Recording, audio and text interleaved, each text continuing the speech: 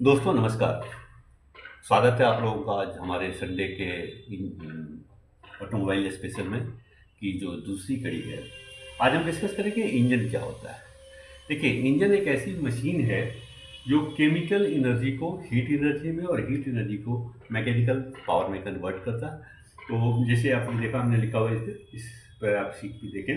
Chemical को ये heat में कन्वर्ट करेगा और हीट एनर्जी को मैकेनिकल एनर्जी में कन्वर्ट करेगा, जहाँ से हमें मोशन मिलता है।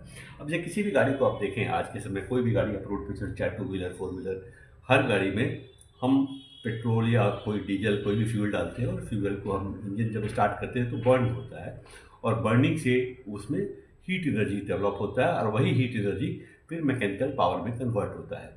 तो this is all about the engine. The definition of engine is this. अब इंजन होता कितनी तरह का है? तो इंजन बेसिकली दो तरह का होता है, ईसी इंजन और आईसी इंजन। अभी हमने जैसे बताया कि फ्यूल गाड़ी के अंदर चलता है, बर्न करता है और उसके बाद उससे पावर प्रोड्यूस होता है।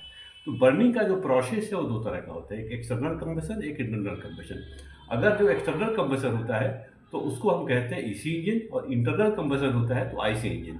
अब एक्सटर्नल कंबशन इंजन को इसमें आप देखिए, हमने एग्जाम्पल के साथ दिखाया हुआ है। यहाँ पे ये टरबाइन है, ये एक फर्नेस आप समझ लीजिए। इसके अंदर ये फ्यूल यहाँ पे डाल, जैसे कोयला होता है, कोयले को हम बर्न करते हैं तो एनर्जी प्रोड्यूस होता है। इस एनर्जी से वाटर वेपर बनता है, वेपराइज होकर के ये सिलेंडर्स में आता है, जहाँ के द्वारा इस स्टीम के प्रेशर से इस क्रैंक में मूवमेंट डेवलप हो जाता है।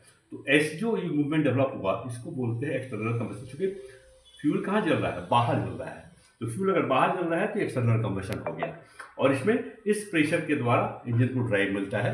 This type of system the combustion engine is called external combustion engine. तो आज हम इसी की चर्चा करें और नेक्स्ट में हम डिस्कशन करेंगे आईसी इंजन के बारे में। तब तक के लिए धन्यवाद, फिर मिलते हैं।